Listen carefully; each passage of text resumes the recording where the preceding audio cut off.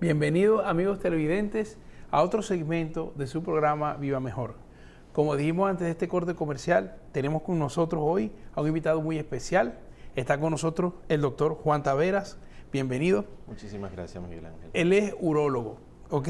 Y además es uno de los médicos que maneja el sistema de la cirugía robótica, de lo cual vamos a hablar también en el programa. Pero el programa es sobre la importancia de el chequeo urológico regular y también de las opciones que hay de tratamiento cuando hay que usarlo, ¿no?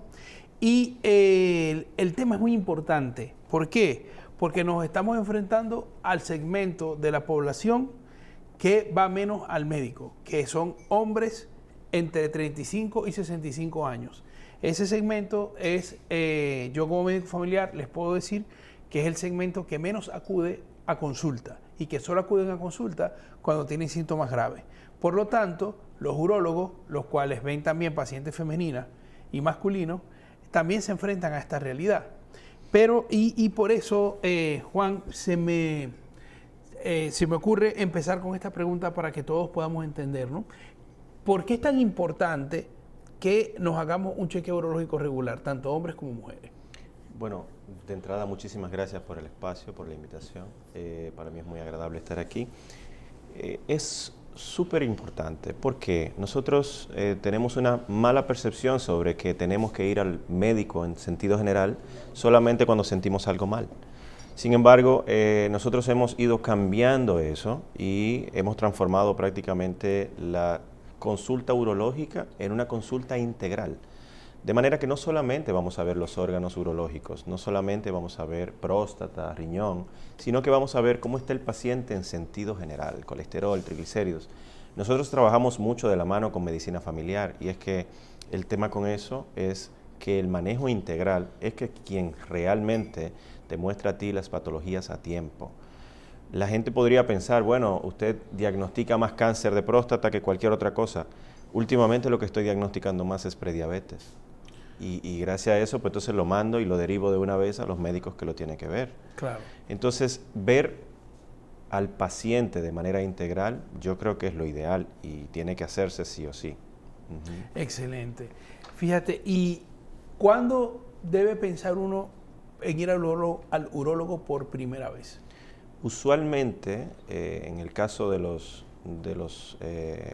masculinos, pues nosotros lo vemos a partir de los 40 años. Y de ahí en adelante, dependiendo del paciente, lo usual es verlo anual, todos los años. Entonces, hay pacientes que tienen antecedentes familiares de importancia y estos pacientes sí cambia un poquito la metodología, pero en términos generales, a menos que aparezca otra cosa, como por ejemplo litiasis renal, o sea, los cálculos en los riñones, que pasa tanto en los hombres como en las mujeres, o algún otro factor, porque solamente no es eso, sino que nosotros tratamos los trastornos sexuales, la disfunción eréctil, la eyaculación precoz, todas esas cosas es parte de una serie de herramientas que nosotros utilizamos para hacer que el paciente esté en bienestar absoluto. O sea, eso es lo que buscamos siempre.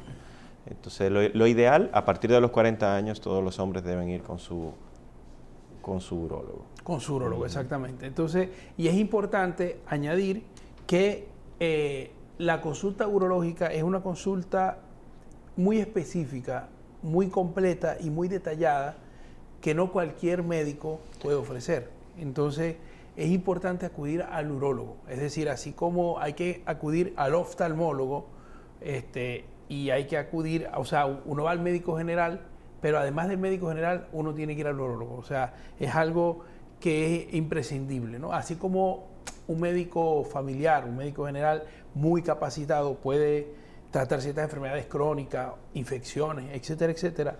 No así la parte urológica, la cual es como muy detallada y muy específica y muy especializada y que necesita un chequeo especial, ¿no? Y que debemos avanzar en el tema de la medicina familiar, porque la medicina familiar puede ser una gran herramienta, la puerta de entrada de todos los pacientes. Yo creo que es súper importante porque En otros países donde ya esto ha evolucionado, pues trabajamos mucho de la mano, mucho de la mano. De hecho, hay pacientes de cáncer de próstata que quien muchas veces en otro país le puede dar el seguimiento un médico familiar. Entonces, claro, después del tratamiento inicial. Y si hay algo varía que sea de importancia, el médico familiar hace entonces el contacto al urólogo nueva vez. O sea que sí. Así mismo, exactamente. Pero del chequeo urológico, cuando uno va al chequeo urológico, uno va con muchos miedos, ¿no? Los hombres, vamos a hablar aquí de los hombres ahora, vamos con muchos miedos y con muchas expectativas porque entre las bromas que se dicen, entre la cultura en la que estamos criados aquí en Latinoamérica, da mucha aprensión ir al urólogo y la gente lo retrasa muchísimo. Claro. Entonces, ¿cuáles son estos mitos que usted más conoce y cuál es la realidad del chequeo urológico? El mito mayor es el tema con el tacto rectal. La gente básicamente es la dinámica del alrededor, o sea, todo el que te dice, vas donde el urólogo, te van a hacer un tacto rectal. Y cada vez que vas siempre ocultas cada vez más por eso mismo. Hasta en el trabajo la gente le dice, el señor fulano va al urólogo el viernes, ya el lunes lo están esperando para hacerle las bromas, para buscar. Y la verdad es que eso ha impedido mucho, porque este tema, como te dije anteriormente, anual hay que ir. Si yo consigo una enfermedad este año, la puedo tratar y ofrecer las mejores soluciones. Ahora, si pasa 2 años, ya la cosa va distinta. Ya si era un cáncer, lo voy a encontrar ya con metástasis. Si es muchas veces un cálculo o una piedra en los riñones, pues muchas veces lo encontramos cuando el riñón ya no funciona. Entonces sí hay mucho tema tabú, la realidad es otra. Sobre ese tema no siempre hay que hacer tacto rectal, esa es la realidad y eso es lo que nosotros vamos ahora mismo promoviendo. Tenemos nuevas herramientas, tenemos herramientas como la resonancia magnética multiparamétrica que te hace una especie de mapeo de toda la próstata en forma tridimensional. ¿Qué pasa con eso? Lo que se ha vendido es que nada va a sustituir el tacto rectal, pero el tacto rectal se limita un poco, porque al nosotros tocar la próstata desde un solo lado, pues entonces estamos obviando el resto de la próstata. Y si bien es cierto que el 80% de los casos de cáncer crecen hacia esa zona, hay un 20% que crece hacia otro lugar. Entonces, ese está pasando desapercibido. No, ya me hice el tacto, me hice el antígeno, que es todavía lo más importante, hacerse el antígeno prostático específico, es una prueba de sangre. Claro. Y ya yo con eso estoy pago. No, hay que ir donde el urólogo, ¿de acuerdo? Y el urólogo es quien tiene que decir en qué momento hay o no hay que hacer el tacto rectal. Claro, Doc, pero yo quiero hablar del tacto rectal porque no es gran cosa. No, la realidad no es Entonces, no es gran cosa. Es porque yo no entiendo lo que la gente se imagina. Pero yo quiero como que describamos un poco el poco tiempo y la poca incomodidad que provoca realmente un tacto rectal, porque no es, o sea, yo todos los pacientes que vienen del urólogo, cuando los he enviado por primera vez, cuando regresan a consulta al siguiente chequeo, me dicen, doctor, yo tenía en la cabeza una cosa y era totalmente distinta. No, y se hace un ambiente muy tenso. Entonces, claro, si te iba a molestar algo, tu hombría de macho, tú dices, no, esto no está bien, ¿me entiendes? Y realmente es parte del chequeo general. Es un chequeo que dura entre 3 y 5 segundos más o menos y nos permite a nosotros ver la textura de la próstata, qué tan grande está, si está móvil. Hay unos surcos que nosotros evidenciamos ahí y eso no toma más de 5 segundos. O sea, en 5 segundos no es tanto la incomodidad. Hay personas a las que les duele el tacto rectal, pero es para eso el tacto rectal. ¿Por qué? Porque esas personas a quien le duele muchas veces están pasando por un proceso infeccioso de la próstata y parte del diagnóstico se hace con un tacto rectal. Entonces, esos pacientes con prostatitis, que así se llama, esos pacientes es muy importante nosotros hacerlo porque nos da signos a nosotros como el dolor o una descarga uretral post-tacto que nos ayuda, nos orienta sobre un diagnóstico de prostatitis Y a esos hay que ponerle un tratamiento para prostatitis, que no puede ser menos de 4 semanas el tratamiento. Claro. No, incluso la prostatitis puede ser tan grave que haya que hospitalizar para el tratamiento antibiótico. O sea, que es algo que se debe tomar en serio. Sí, o sea, y además es más común de lo que la gente cree.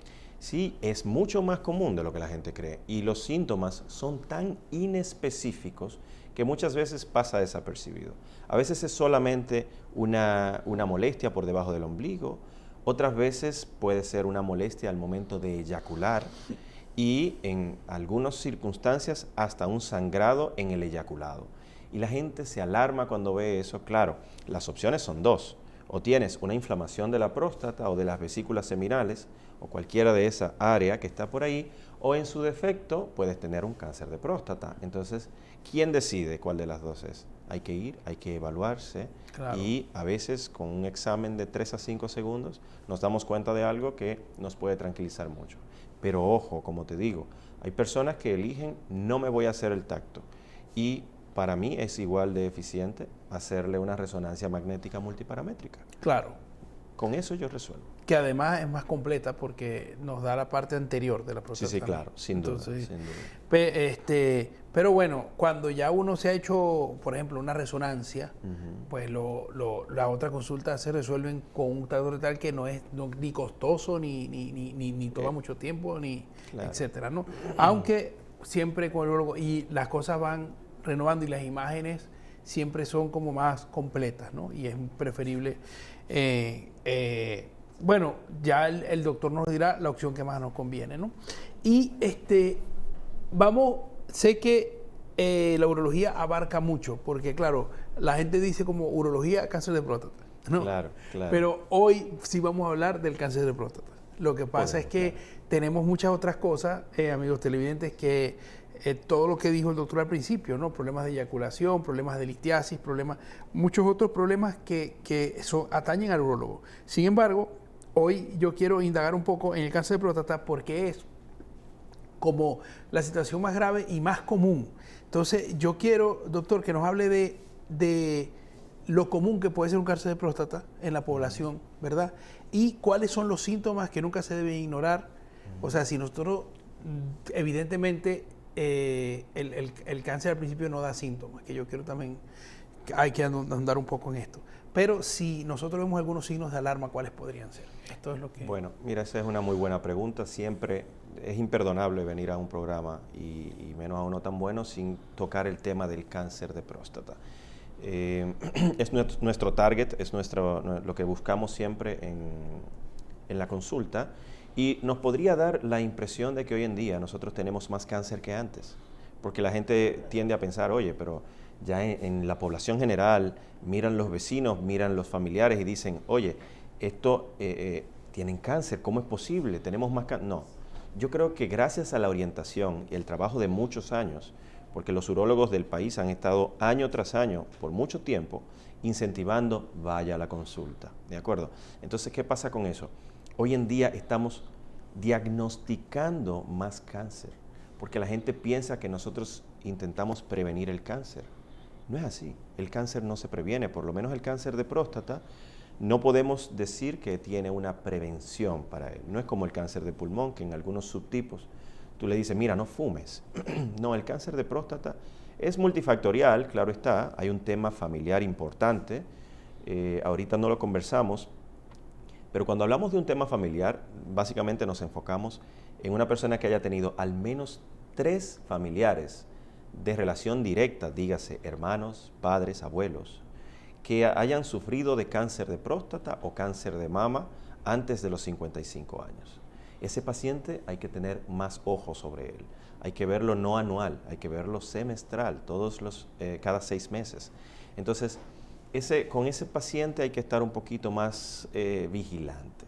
Entonces, ¿qué pasa con eso? El cáncer de próstata, como bien te dije, cada vez más es preocupante, pero hoy en día tenemos más herramientas luego del diagnóstico y para el diagnóstico para nosotros ofrecer la mejor de las soluciones. ¿Cuáles son los síntomas que trae el cáncer de próstata? ¿O cuáles son los síntomas que no podemos pasar de lado? Bueno, lo más importante es saber que en etapas iniciales, como bien tú dijiste, no da síntomas. El tema con esto es que la próstata va a crecer. A todos nos crece la próstata después de los 40 años, sí o sí. Tiene distintos patrones de crecimiento. Puede crecer hacia adentro, como crece usualmente la hiperplasia prostática.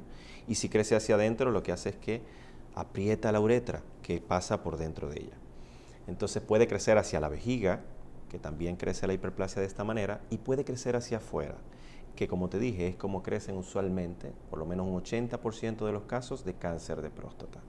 Entonces, por eso intentamos incentivar un chequeo integral, porque la gente le tiene mucho miedo al cáncer de próstata y dicen, mi antígeno prostático específico está bajo, pero yo orino mal, me levanto 5 o 6 veces en la noche, pero no tengo cáncer, pero pujo, hago fuerza para orinar, pero el PSA está bien, el doctor me dijo que no tengo cáncer, pero al terminar de orinar siento que no vacío completo. Todos esos son síntomas que en su mayoría están ligados a la hiperplasia prostática benigna o en su defecto a un factor obstructivo a la salida de la vejiga. Puede ser una estenosis de uretra, puede ser un crecimiento prostático y cualquiera de esas cosas que son obstructivas, pues van cambiando la arquitectura de la vejiga y la van dañando. Pero como el paciente sabe que no tiene cáncer de próstata porque tiene un PSA en 0 punto algo, o no tiene, él está esperando los síntomas del cáncer que no terminan de llegar, no pierde peso, entonces pasan de lado el tema de la hiperplasia, se le daña la vejiga, más adelante daña ambos riñones y la gente esperando el síntoma del cáncer, pues entonces está en diálisis, por decirte algo extremo. Entonces yo creo que más que esperar el síntoma, que usualmente da cuando da metástasis, ya en etapas avanzadas, y algunos pocos le da síntomas como lo que te dije, eyaculación ensangrentada, que puede pasar, no da dolor, más que las metástasis, obstrucción, pero ya la obstrucción es cuando ya está demasiado grande y se debe a un factor de hiperplasia prostática. Entonces, yo creo que más que esperar a los síntomas es ir todos los años a chequearse, porque el doctor es quien se va a dar cuenta. La gente dice, bueno, yo estoy orinando mal, pero es que nosotros los que tenemos 60 años orinamos así. No, pero no te tienes que quedar así, porque también están, como muy bien tú dijiste ahorita, los oftalmólogos. A todos nos va a dar presbicia a partir de los 40 años, pero no por eso tú tienes que andar ciego en la calle. Entonces no por eso tú tienes que tener una mala calidad miccional. No, ¿por qué? No hay necesidad. Entonces yo creo que no hay que esperar los síntomas, Exactamente, eso es muy importante. O sea que evidentemente si hay algo llamativo como un sangrado, claro, hay que correr. Pero eso es normalmente puede ser otra cosa. O sea, el cáncer de próstata, usted puede tener un cáncer de próstata grandísimo con metástasis y ni siquiera enterarse hasta que se vea. Entonces es muy importante esta revisión, ¿no?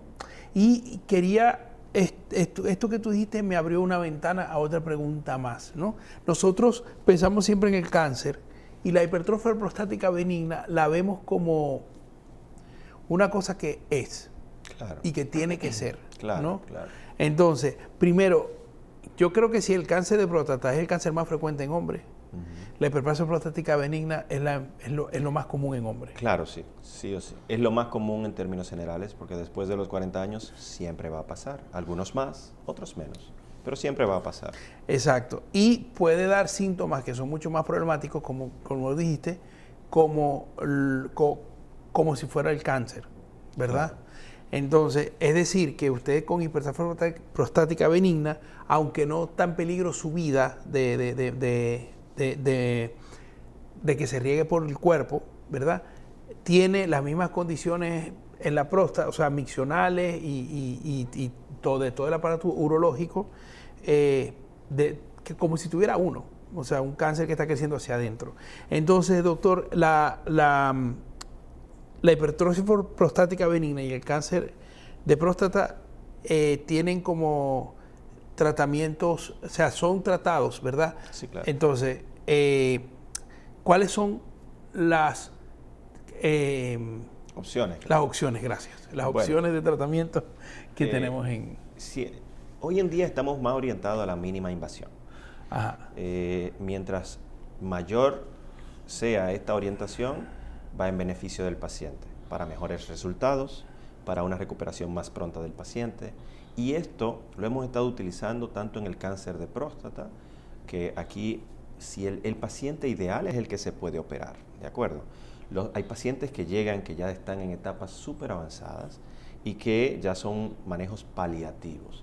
Pero siempre y cuando el paciente se pueda operar de manera inicial, pues entonces nosotros podemos brindarle el mejor servicio. Tenemos, como te dije, muchas herramientas para tratar el cáncer de próstata, pero esas herramientas hay que ordenarlas de manera que lo que buscamos con un cáncer es más vida, es más tiempo, ¿de acuerdo? O sea que iniciar con una herramienta que no es la ideal, pues puede ir en detrimento de tu salud general o del tiempo que tú tienes de vida, ¿de acuerdo? Y de la calidad de vida. Entonces, de manera inicial, la cirugía es lo ideal. Luego, entonces, el cáncer de próstata es uno de los cánceres que más tiende a recidivar. Es una orientación propia del cáncer, pero este tiene eso importante. Si el cáncer de próstata después de una cirugía, porque claro, ya hay otra cosa del cáncer, tú lo divides según el riesgo, según la agresividad, en alto, riesgo intermedio y riesgo bajo. Pero en esos riesgos intermedios y altos tiende mucho a volver. Y en dado caso de que vuelva, pues tenemos la opción, después de la cirugía, de la radioterapia. Y si vuelve después de radioterapia, pues entonces tenemos algunos medicamentos, unas hormonas que utilizamos, y luego entonces de eso tenemos la quimioterapia. Hay una serie de herramientas. Pero si cambiamos una de esas herramientas, por ejemplo, si antes de la cirugía en un paciente apto, óptimo para operarse, le ofrecemos radioterapia, pues después de la radioterapia no podemos dar cirugía. No debemos. No es que no se pueda, la próstata se puede sacar, pero los resultados funcionales son muy malos.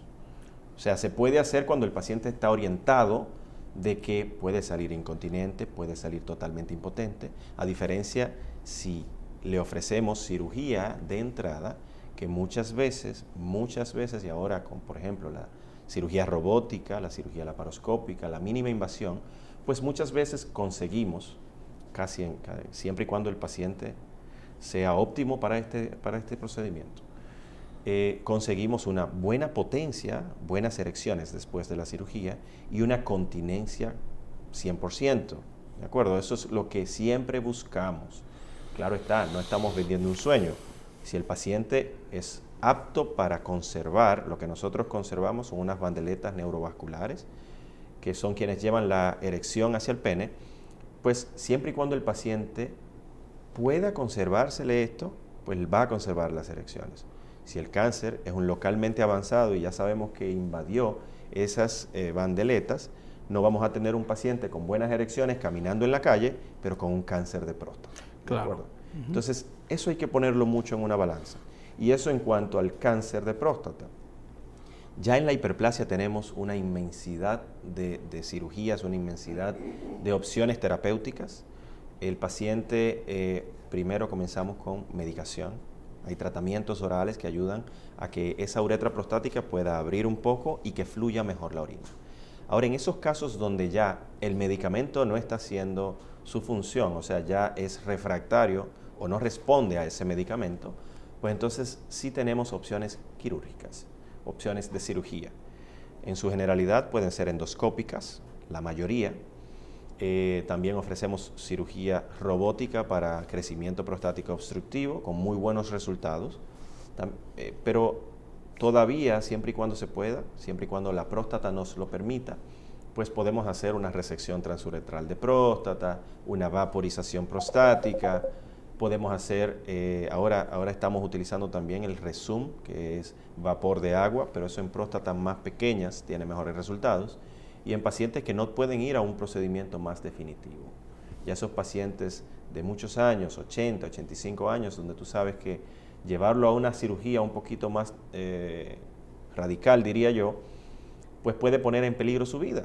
Y para eso mejor lo derivamos a un procedimiento de 10, 15 minutos, que no va a tener el grado de resolución de una cirugía como una resección transuretral de próstata, pero puede ayudarlo. puede ayudarlo a disminuir los síntomas, a no tener que usar algunos medicamentos por un tiempo específico. Perfecto. Y bueno, está el láser, ahora el láser Holmio.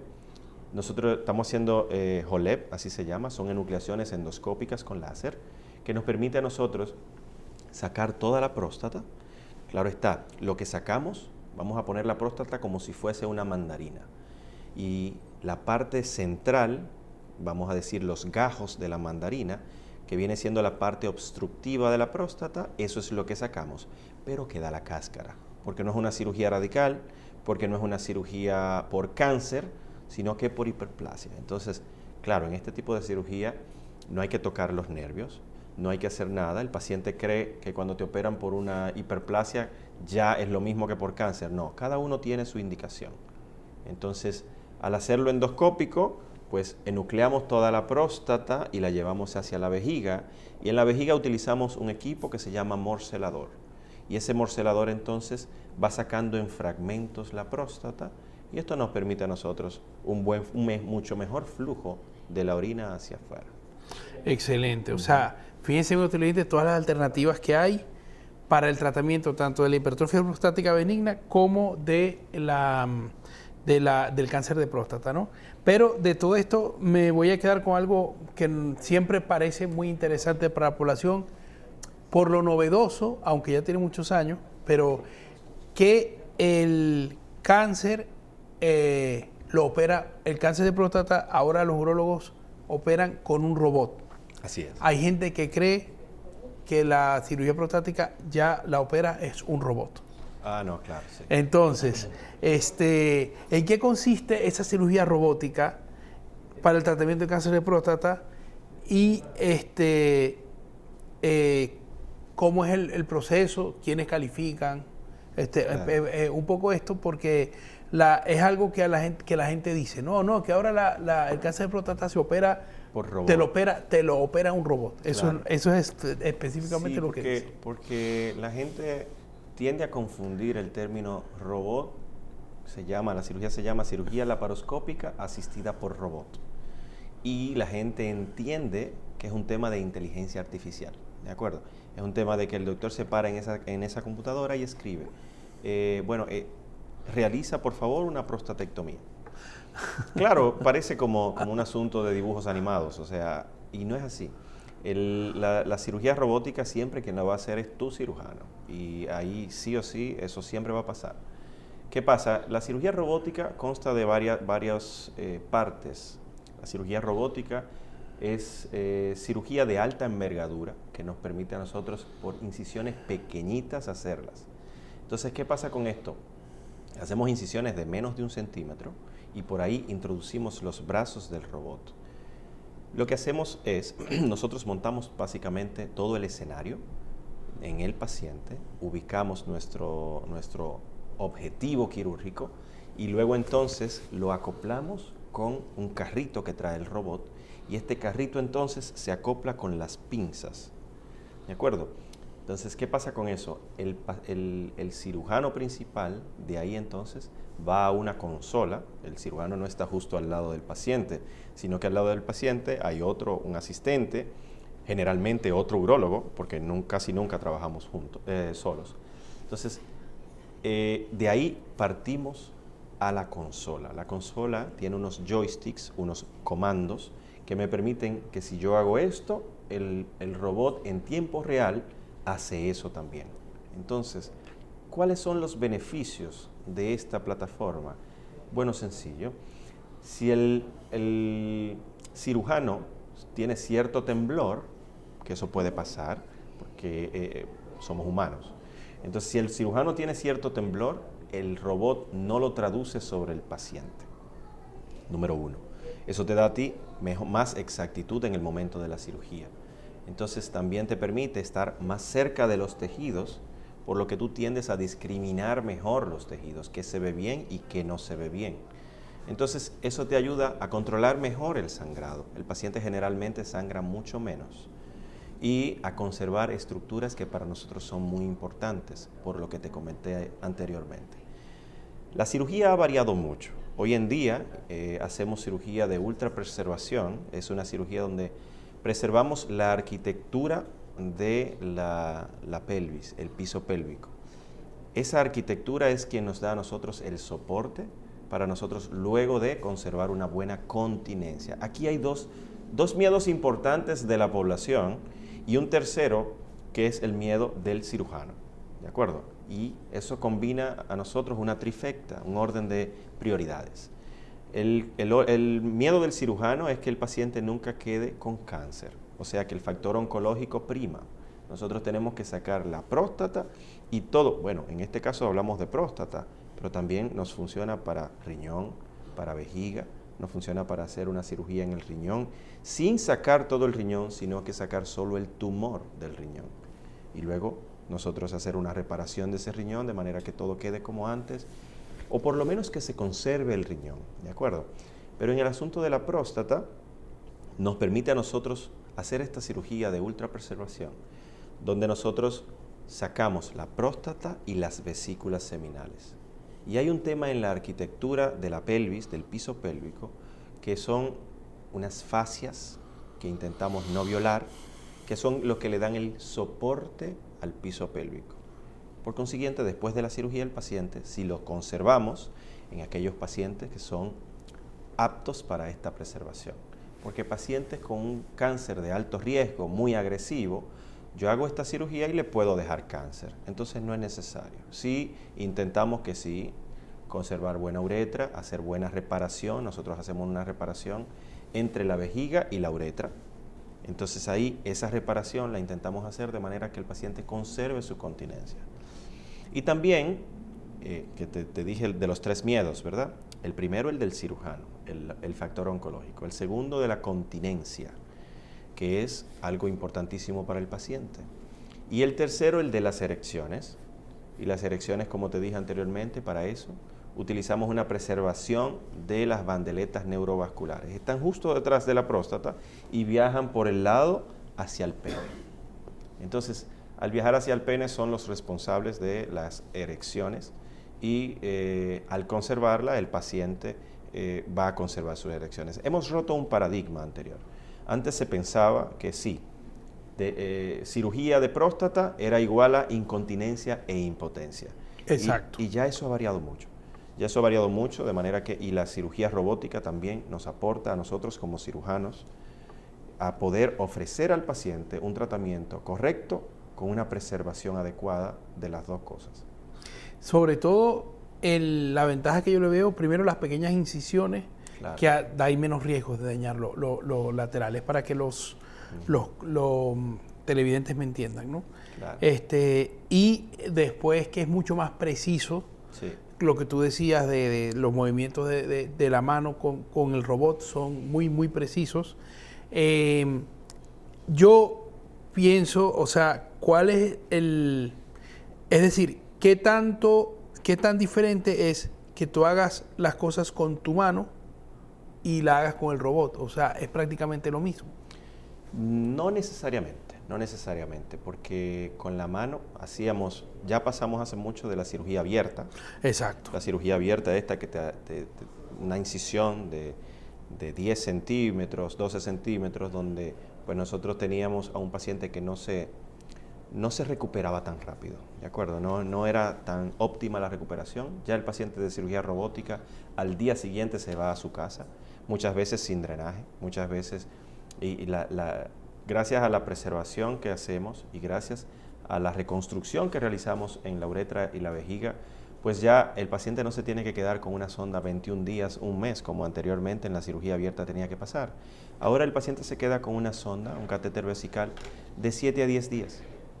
Y el paciente, claro, como tiene incisiones súper pequeñas, pues esas incisiones no le van a doler tanto como la incisión aquella y tiene menos chance para hacer una hernia posquirúrgica. Claro. Por consiguiente, el paciente va a tener una recuperación más rápida.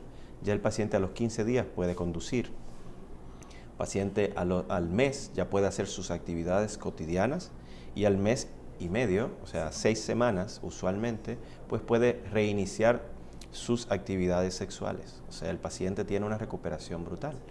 Y ya varió mucho el tema con la cirugía abierta. La cirugía abierta tuvo su momento, entiendo yo, y no desestimo a quien todavía la hace, porque cada quien hace la técnica que mejor sabe reproducir o domina, ¿de acuerdo? Pero ya hoy en día hay que apostar por lo mejor. A nivel internacional, la cirugía robótica es gold estándar prácticamente para el tratamiento de cáncer de próstata. Y nosotros, que todavía tenemos un tema seguro, un tema ARS, que todavía depende, el ejercicio muchas veces depende de eso, pues todavía no podemos brindar, yo diría, como quisiéramos, la cirugía robótica. Pero de que es lo mejor, es lo mejor. Perfecto. Bueno, entonces ya conocimos aquí las ventajas de la cirugía robótica sobre otros procedimientos antiguos que también funcionan igual, pero es mucho más ventajoso el robot. Y efectivamente, no, lo que nos acaba de terminar de decir, doctor, es con lo que quiero cerrar. No es una cirugía que está en todas las instituciones, o sea, hay algunas instituciones en el país que lo tienen, otras no. El doctor Juan trabaja específicamente con este robot, o sea, especialista en el robot, ¿no? Correcto, así es. ¿Dónde te podemos encontrar si queremos, por ejemplo, tener una consulta contigo para...? Claro. Bueno, mis consultas son en Clínica Abreu, que es donde tenemos el robot. Clínica Abreu, ahí estoy los martes y los jueves en la suite 205. Y también estoy en Corazones Unidos, en el consultorio médico 1.